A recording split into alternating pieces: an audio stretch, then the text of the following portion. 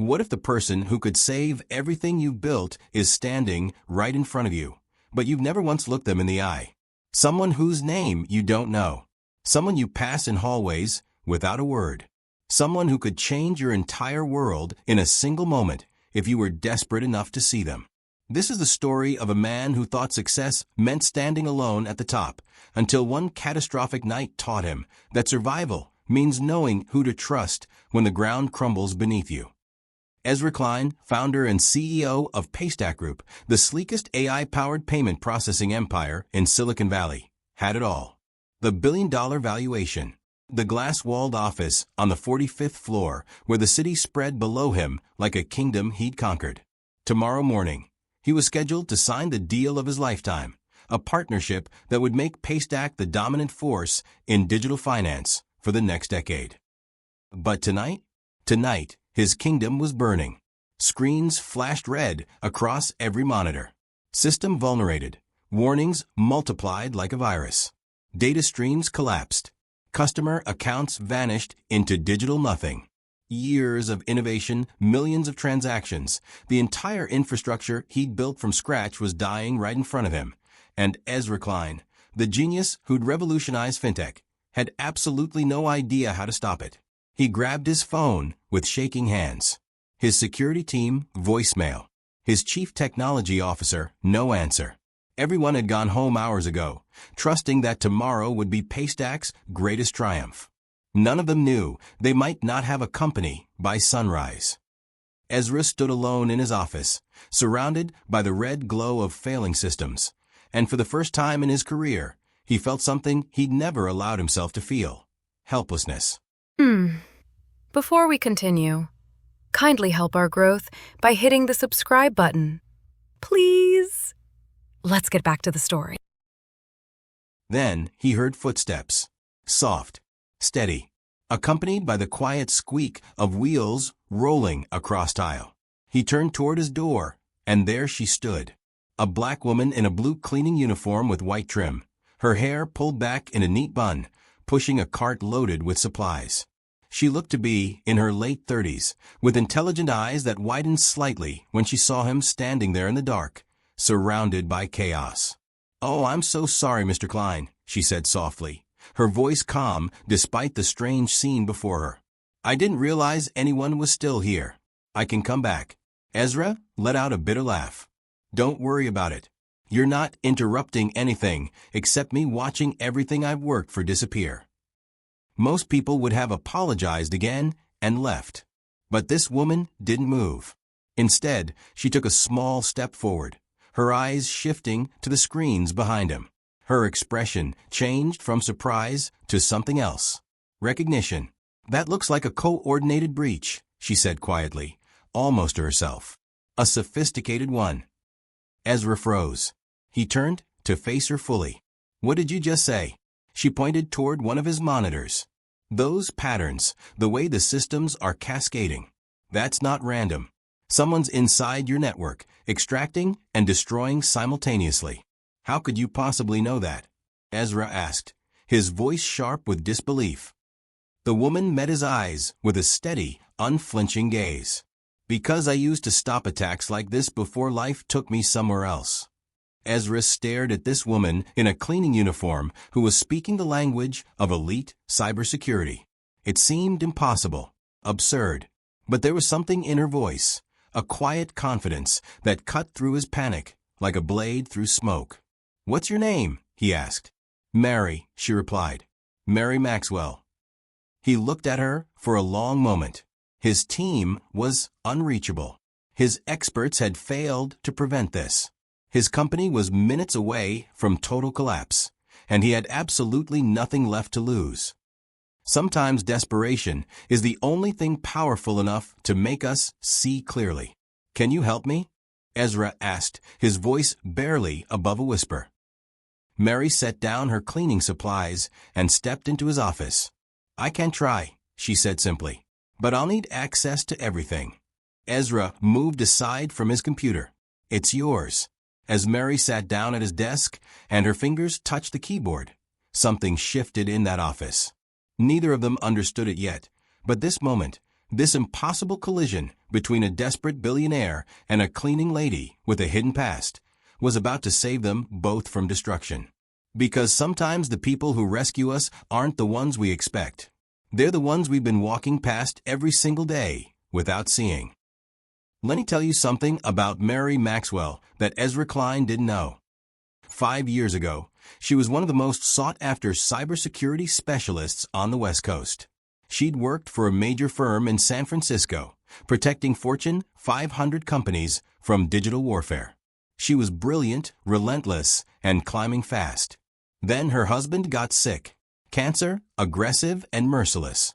Mary left everything, the career, the reputation, the future she'd built, to care for him.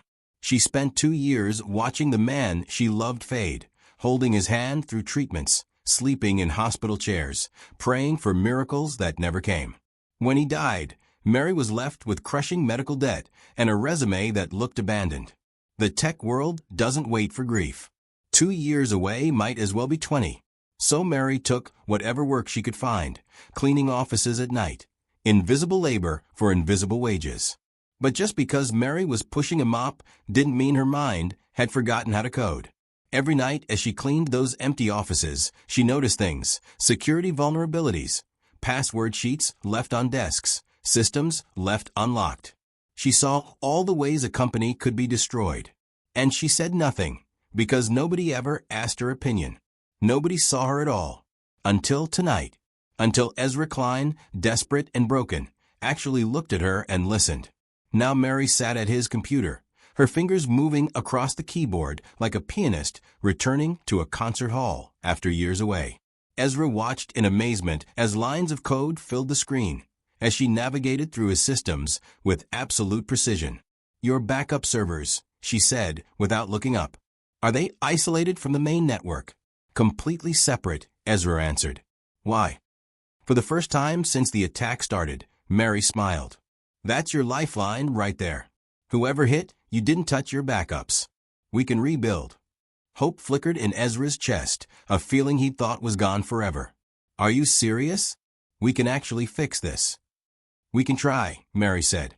"But I need master access, no restrictions, and I need you to trust me completely." Ezra pulled out his executive access card, the one that unlocked every door and every system in Paystack. He handed it to her, without hesitation. "You have it. Please don't make me regret this." She glanced up at him, and for a brief moment he saw something flash in her eyes. Not arrogance. Something stronger, determination. "I won't," she promised. "But when this works, remember who saved you tonight." "I will," Ezra said. And he meant it. They took the elevator down to the basement server room, the heart of Paystack Group. The air was cold, filled with the hum of machines and blinking indicator lights. Mary moved between the tall racks of equipment like a surgeon examining a critical patient. "We're going to bring it back," she said. "But I need time, maybe 6 hours, and I need you to trust every decision I make." "Done," Ezra replied. As Mary worked, Ezra watched her. She was focused, tireless, completely absorbed. Every keystroke was deliberate, every command purposeful. Hours passed. They drank cold coffee from the break room. They barely spoke. But there was something comforting about not being alone, about having someone fighting beside him when everything seemed lost. Around 3 in the morning, something changed. The red alerts on the monitors started disappearing. One by one, systems began coming back online. Files that had been deleted were reappearing. The chaos was turning into order. "Wait," Ezra breathed, afraid to believe it. "Is this really happening?" Mary leaned back in her chair, exhaustion and satisfaction mixing on her face. "Your company is breathing again, Mr. Klein. It just needed someone who refused to give up on it." Ezra felt emotion sting his eyes. He didn't cry. He never cried. But in that moment, relief washed over him so powerfully that he couldn't help it. "How do I thank you?" he asked, his voice shaking. "You don't," Mary said softly. "You just remember this feeling. And maybe you look at people differently from now on." As dawn began creeping through the small basement windows, the system flashed a final message. Restoration complete. Ezra stared at those words in silence. His company was saved. The deal could still happen. Everything he'd worked for was still possible. But somehow none of that mattered as much as it had 12 hours ago. He turned to Mary, this woman who had appeared out of nowhere when he needed salvation most desperately. "We're alive," he said. "No," Mary replied with a tired smile. "We're alive together. There's a difference." When Ezra's employees started arriving that morning, they found something strange. Their CEO was sitting in the basement server room with a woman in a cleaning uniform, both of them drinking coffee and smiling like old friends, surrounded by glowing screens showing a system that had miraculously come back from the dead. They didn't know this woman had just saved the entire company. They didn't know she'd changed their boss's life forever. They just saw a janitor and wondered why she was there. But Ezra saw her, really saw her, and he was about to make sure everyone else did too. The next morning, Ezra called an emergency meeting with his senior leadership team. The boardroom filled with confused executives, all wondering why they'd been summoned so urgently. Rumors had spread about something happening overnight, but nobody knew the full story. Ezra stood at the head of the conference table, and beside him stood Mary. She was still wearing her blue uniform, her hands clasped in front of her. You could see the uncertainty in her posture. She didn't belong in rooms like this, and she knew it. "I want to introduce someone," Ezra began, his voice steady and strong. "This is Mary Maxwell. Last night, while all of you were home, Paystack was attacked. Someone tried to destroy us from the inside, and this woman right here saved us." The room went silent. People exchanged glances of confusion. Some looked at Mary with open skepticism. Derek Thompson, Paystack's chief technology officer, crossed his arms. He was a tall man with an expensive suit and an expression that said he wasn't impressed. "You're telling us that our cleaning lady fixed what our entire security infrastructure couldn't handle?" Ezra didn't blink. "That's exactly what I'm telling you. And starting today, Mary is going to lead our new cybersecurity division. She reports directly to me." The murmurs around the table grew louder. Derek's face turned red. "This is insane, Ezra. You're putting our entire company's security in the hands of someone we haven't even vetted." "I know what I saw," Ezra replied firmly. "I know she worked through the night to save this company when no one else could. That's all the vetting I need. This discussion is over."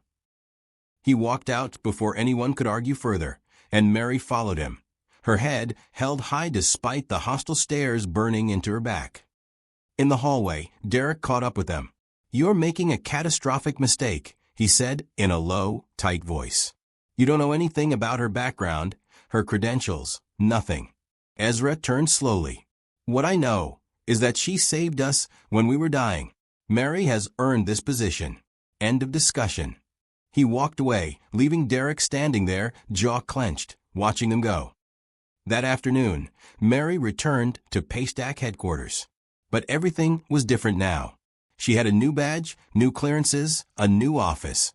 The same people who used to ignore her when she pushed her cleaning cart now stepped aside when she walked down the hallway. Some nodded respectfully. Others whispered behind her back. But Mary kept her head high. She knew what she was capable of. Now she just had to prove it to everyone else. Ezra gave her space to work, and work she did. For weeks, Mary rebuilt Paystack's security infrastructure from the ground up. She implemented new protections, trained a small team of engineers who were willing to learn from her, and slowly earned the respect of those who gave her a chance. The company's recovery became news. Investors returned. The deal was rescheduled. Everything seemed to be falling back into place. But Mary couldn't shake a feeling that something was wrong. Late one night, as she reviewed system logs in her office, she noticed something that made her blood run cold. Strange activity, unusual access patterns. Someone was still poking around inside their network, testing defenses, looking for weaknesses. Someone inside Paystack was still working against them. She immediately went to Ezra's office. He was there late as usual, reviewing projections. When he saw her face, he knew it was serious. "What's wrong?" he asked.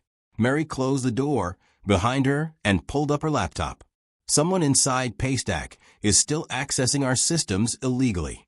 These signatures match the original attack. Whoever tried to destroy us, they're still here." Ezra's expression hardened. "You're saying we have a traitor?" "I can't prove it yet," Mary admitted. "But yes. And whoever it is knows our systems intimately." For the next several days, Mary worked in secret, tracing every suspicious login, every strange data transfer. She set up monitoring systems that tracked activity without alerting the person behind it. She barely slept, driven by the need to protect the company and the man who had believed in her. And then finally she found it. A pattern in the access logs. Late-night logins from an administrative account. Deleted files. Encrypted messages sent to external servers. When she cross-referenced the timestamps and credentials, one name appeared again and again: Derek Thompson. The man who had questioned her from the beginning. The man who seemed so angry about her promotion. He was the one who had opened the door for the original attack. He was the enemy within. Mary sat back in her chair, her heart pounding. She'd suspected Derek didn't like her. But this was betrayal on a level she hadn't imagined. She gathered all the evidence onto a secure drive and walked straight to Ezra's office. It was late evening. Most people had gone home. The building was quiet, just the hum of computers and the distant sound of traffic outside. "Ezra," she said, her voice tense. "We need to talk right now." He looked up from his work, saw her expression, and immediately gave her his full attention. "What did you find?" She plugged the drive into his computer. The screen filled with logs, timestamps, access records. Derek has been using his credentials to access restricted data. He did it the night of the attack, and he's been doing it ever since. He's the one who let them in. Ezra stared at the evidence in complete silence. His face went pale. "Derek. I brought him in 3 years ago. He helped scale our entire platform." "I'm sorry," Mary said softly, "but the evidence is clear. He's been working against you." Ezra stood and walked to the window, his hands shaking. "If this gets out, we'll lose everything we just recovered. The board will panic. The deal will collapse." Mary nodded. "Then we don't let it get out yet. We let him think he's still safe. Give me a few more days to find out who he's working for." Ezra turned to look at her, and in that moment she saw both trust and fear in his eyes. "This is dangerous, Mary. If he finds out you're investigating him." She smiled faintly. "Taking risks is what got me here in the first place. You trusted me once. Trust me again." He took a deep breath and nodded. "Okay, but please be careful." What neither of them knew was that Derek Thompson had already noticed someone was watching him, and he was preparing to do whatever it took to protect himself. Over the next few days, Mary played the most dangerous game of her life. She set up honeypot databases filled with valuable-looking information, then watched to see if Derek would take the bait. She monitored his every move, careful not to let him know he was being watched. She barely left the office. Dark circles formed under her eyes. Ezra would bring her food and coffee, worried about her, but she waved him off. "I'm fine," she'd say. "We're close. I can feel it." Then one evening, as she was preparing to leave, her phone buzzed with a message from an unknown number. She looked at the screen and felt her heart skip a beat. "Stop digging or you'll regret it." Someone knew. Someone was threatening her. Mary forwarded the message to Ezra immediately. Within seconds, her phone rang. His voice was sharp with concern. "Where are you? Are you safe?" "I'm still at the office," she said, trying to sound calmer than she felt. "But this proves we're getting close. They're scared." "They're threatening you, Mary. We should call the police." "Not yet," she said firmly. "If we bring in authorities now, whoever's behind this will disappear. We need to catch them in the act." The next morning, Mary arrived at work early. As she walked through the parking garage toward the elevator, something caught her eye. A small black device attached underneath her car. She crouched down to look at it, and her stomach dropped. A GPS tracker. Someone had been following her movements. They knew where she lived, where she went, everything. She carefully removed it and brought it straight to Ezra's office. When he saw it, his face went white. "This has gone too far." These people are desperate, Mary replied. Which means we can use that. Let's set a trap. That evening, they executed their plan. Mary stayed late at her desk, pretending to work on a file filled with fake financial intelligence. Ezra waited in his darkened office, watching through the glass walls. The tension was unbearable. At 11:30, the security cameras flickered and went dark for just a moment. Someone had disabled them. Then Derek Thompson walked past Mary's office, trying to look casual, but she could see the tension in his shoulders. "Mary," he said, his voice too friendly. "Still working late? You're going to burn yourself out." "Just finishing up," she replied without turning around. "What brings you here?" "Oh, just forgot something in my office. Saw your light on." He moved closer, his eyes fixed on her computer screen. "You really made quite an impression around here." Ezra's new favorite. "I'm just doing my job," Mary said calmly. "Your job," Derek repeated, and now his voice had an edge to it. "Interesting how your job seems to involve investigating people who were here long before you." He reached toward her computer. That's when Ezra stepped out of the shadows, turning on the lights. "It's over, Derek." Derek froze. His eyes darted between them, and Mary could see him calculating, trying to figure out how much they knew. "You think you understand what's happening here?" Derek said, his voice turning bitter. "Paystack made deals with Vanguard Technologies years ago. They don't care what burns as long as they make money. I'm not the villain. I'm just the one who got caught." "You're working for Vanguard," Mary said quietly, watching his reaction. "They paid you to destroy us from the inside so they could acquire us for nothing." Derek's silence told them everything. "Why?" Ezra asked, and you could hear the pain in his voice. "We built this together." Derek laughed, but it was an empty, hollow sound. "You built this, Ezra. I was just your employee.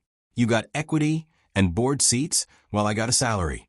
Vanguard offered me $2 million and a VP position. What would you have done?" "I would have had integrity," Ezra said quietly. "Integrity doesn't pay for a sick daughter's medical treatments," Derek shot back. "It doesn't cover experimental therapies. You can afford principles, Ezra. I couldn't." Mary felt a flicker of understanding despite everything. She knew financial desperation better than anyone. But understanding wasn't the same as excusing. "Security is on their way," Ezra said. "You can explain everything to them." Derek's face changed. For a moment he looked panicked. Then he shoved past Ezra and ran for the door. Ezra started to chase him, but Mary grabbed his arm. "Let him go," she said. "We have all the evidence we need. He can't run far enough to escape this." But Derek knew the building intimately. He reached the stairwell and disappeared. By the time security arrived, he was gone, and all the camera footage had been wiped. Mary and Ezra stood in the empty office, the weight of betrayal heavy between them. "I should have seen it," Ezra said quietly. "People are good at hiding when they need to be," Mary replied. "But we found the truth. That's what matters." She pulled up her laptop one more time and showed Ezra the full trail she'd uncovered. The money transfers, the encrypted communications, the connection to Vanguard Technologies. Everything led back to them. "This is bigger than Derek," she said. "Vanguard has been trying to take over Paystack for years. They've been paying people inside our company. They want to destroy us from within and buy us for pennies." Ezra ran his hand through his hair, exhausted. "So what do we do now?" Mary closed her laptop and looked him straight in the eye. "We expose them. All of them. But we do it right, with lawyers and evidence and the media on our side. That could destroy us," Ezra said. "The scandal, the publicity. Or it could save us," Mary countered. "The truth has a way of doing that." Outside, the Silicon Valley skyline sparkled in the darkness. Somewhere out there, Derek Thompson was running. Somewhere, the executives at Vanguard Technologies thought they'd won. But in this office, two people who had found each other at the worst possible moment were about to prove them all wrong. The next 2 weeks were the most intense of Ezra's life.